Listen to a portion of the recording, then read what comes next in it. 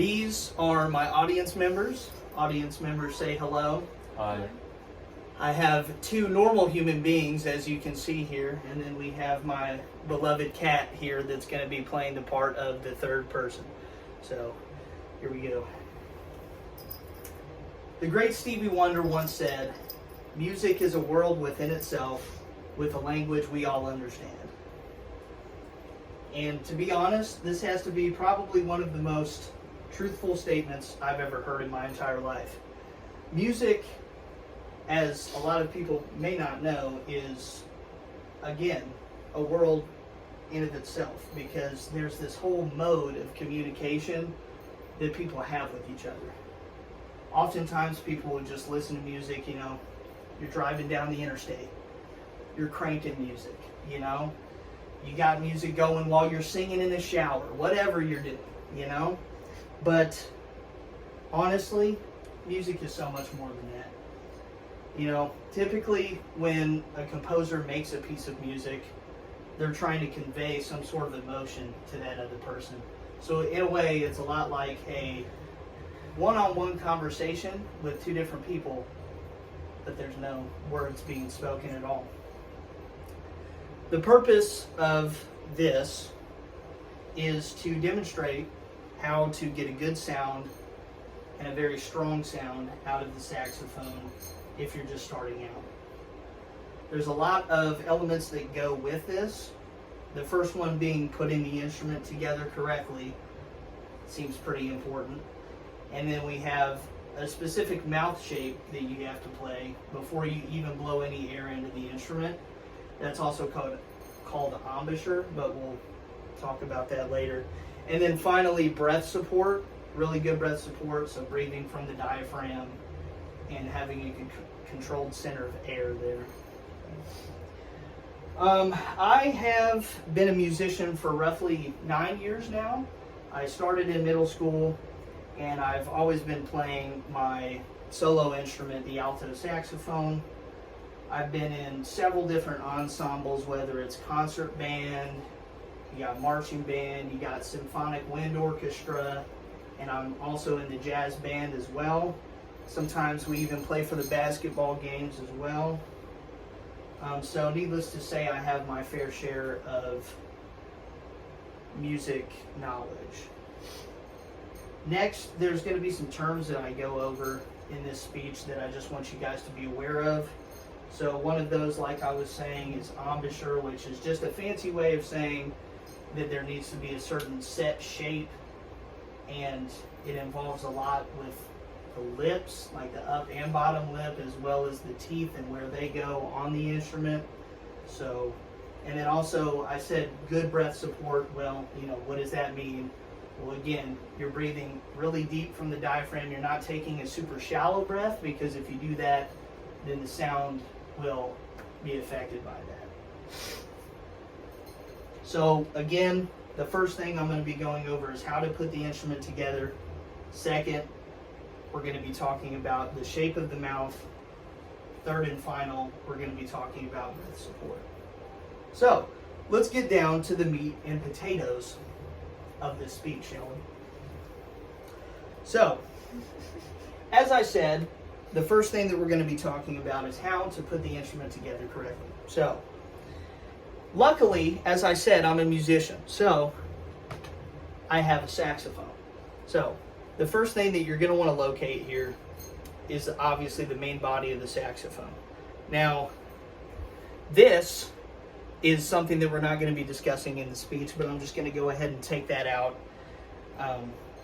so that that's not in the way. So, essentially, I'm just going to be talking about the different parts of the instrument first, and then I'm going to show you essentially how to put it together. So this obviously is the body of the saxophone. Next, you have something that's referred to as the neck, which is essentially just this metal tube here, as you can see, my audience. It's got a cork at the end that typically what you want to do is you want to apply some sort of grease to it so that the other parts can fit onto it easily. So that's another part of the instrument. Then you have something called the mouthpiece. This is what it looks like. essentially just made of like this, hard rubber kind of material there. And then we also have the reed. Now the reed, obviously here it's made of wood, but it's a very important part of the saxophone, and it actually is what produces the sound in the instrument. And then kind of really just to tie it all together, we got a few other things here. As I rummage around here, we have what's called the ligature, which that sounds very complicated, but really all it does is you just slide it over the mouthpiece to secure the mouthpiece and the reed that we talked about just a second ago. So, and then really the only other part that I haven't mentioned yet is the neck strap, which pretty self-explanatory. You put it around you.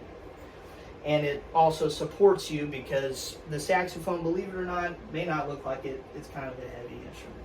So, let's get down into talking about how to actually put this thing together. Now, really, you can kind of experiment with your own way of like order of putting it together, but as long as you follow these steps directly, you should be fine.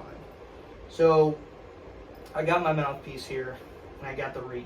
So, essentially all I'm going to be doing is placing the reed onto the mouthpiece here. And you kind of have to align, I'm not sure if you can see all too well, but you have to align the very tip of this wooden reed with the mouthpiece, or else the sound again will be affected negatively if you don't. So kind of just want to hold it in place there. And then you take the ligature that we talked about earlier. It typically has a screw here. This one only has like one that you twist, some have two. But just loosen it, and then like I said, you just slide it over, just like that, and then you tighten it on. So that's pretty much the mouthpiece complete. And then as I was talking about earlier, we have the neck of the instrument, which has that cork there. I've preemptively greased it, so we're not going to have any troubles. But you essentially just take it and squeeze it onto there, just like that. And then your this whole apparatus is good to go there.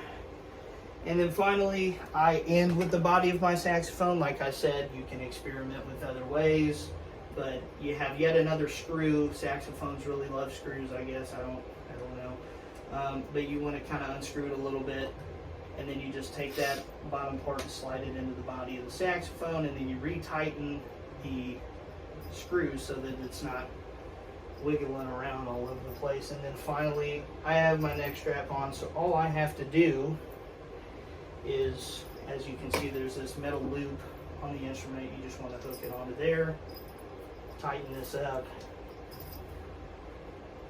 and you're good to go. So that is how to properly assemble the instrument. Obviously, there's a number of reasons why this is important. Obviously, one of the biggest reasons is if you don't do it right, the airstream in the instrument might not go all the way through it. And again, the sound will be affected negatively by this. Also, you want to avoid damage. Again, this may not look to be super massive or anything, but believe it or not, it's super expensive. So, very, very expensive. And then another thing is really just getting into the good habit of putting the instrument together correctly, because the more you do it, the more you're going to develop that habit. So now the next thing that we're going to be talking about is embouchure, or the set shape of the mouth that you need to have while playing the saxophone in order to have a good sound come out of it. So typically what I like to think about when I'm talking about embouchure is essentially you want to think about O and the letter O.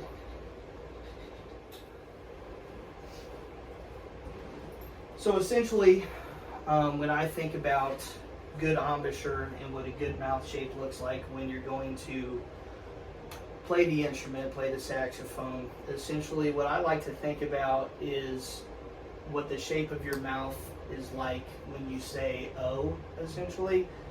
And also, you kind of, a really good expression, I guess, for this would be to like think of a drawstring bag, just like tightening around this central point here.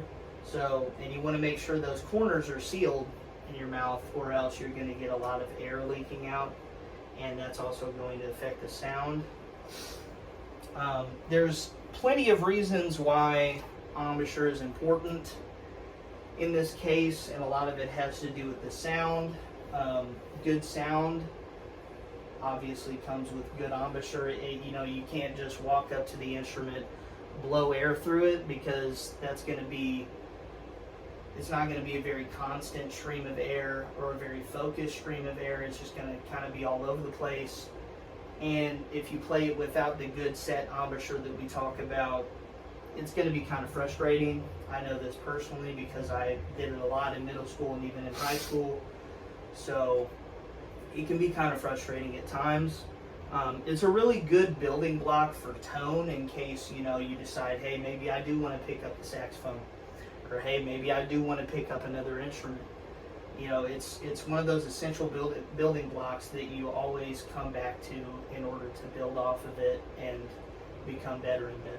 So, and then I have a website that I'm going to be showing as one of my sources later, but essentially it just talks about how important it is, and about when it comes to the instrument, the most important thing is the sound that you make on the instrument. I like to think of the saxophone, or any instrument really, as an extension of your voice. So you got the choir people that sing, and they're constantly, doing things to improve their technique. So this is just one of those things that you want to make sure you're doing with your instrument. Now, we're going to get to the next part of this, which is, in my opinion at least, the most important thing that I'm going to be talking about today in order to play and get a good sound out of the instrument, and that's breath support. Trying to play the saxophone without good breath support is like trying to say that you're going to hold your breath underwater for a minute but only take like a sip of air through your mouth.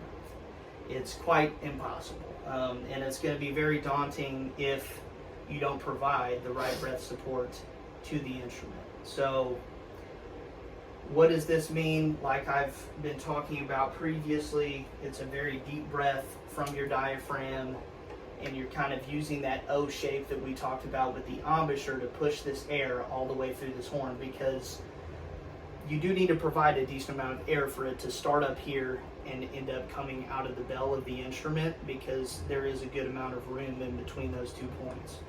So, and why breath support is important. Again, this is probably one of the most basic building blocks of the instrument, but it's also, in my opinion, like I said, the most important, because without good breath support, you'll never get the sound that you want out of the instrument. And I also have another website that I'm going to be showing as one of my other sources later on in this. But this is actually by a musician himself, so it's good to have a fellow musician talk about these kinds of things. And he just talks about how breath support is essential, and the control of the airstream is important.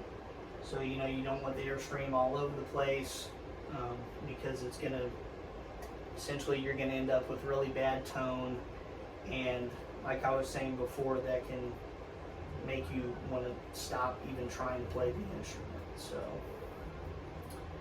So in conclusion, let's wrap this thing up. So I talked about essentially the most important things of how to get a good sound out of the instrument. I talked about how to put the instrument together properly. I also talked about how the embouchure and the mouth shape should look like, and then I also talked about breath support with you guys. With those things, most important takeaways is, you can think of putting together the parts of the instrument kind of like a pizza. The body can just be, the crust, if you will. And then all of the other parts that you add onto it can be your toppings, But essentially, the most important thing to take away from that is that you want to make sure that you're lining the wooden reed up with the mouthpiece correctly, that you're tightening it with the ligature, and that you're kind of lining it up with the neck correctly as well. All of this is very important, and then of course you don't want to just play the saxophone without a neck strap on, because that's going to be very difficult, especially if you're just starting out. I know that throughout this entire speech, it's kind of a daunting process. I'm sure many people would, look at this and think, this guy's nuts. There's no way that I'm going to, sit there and do all of this and go through all this effort just to possibly not even sound good on the instrument. But I can assure you, if you put your mind to it, you can do it. And the reason that I know this is because, unfortunately, I know all too well about, essentially failure on this instrument. Although I've made a lot of success in the past several years. In middle school and in high school, I did not take the teachings from my teachers to heart, and I kind of just blew everything off.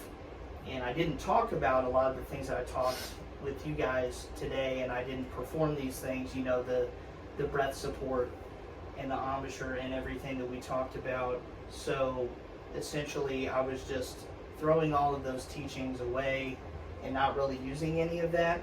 But within the past couple years of me being in college, I've really started to think about these basic fundamentals, and they've made me become such a better musician altogether.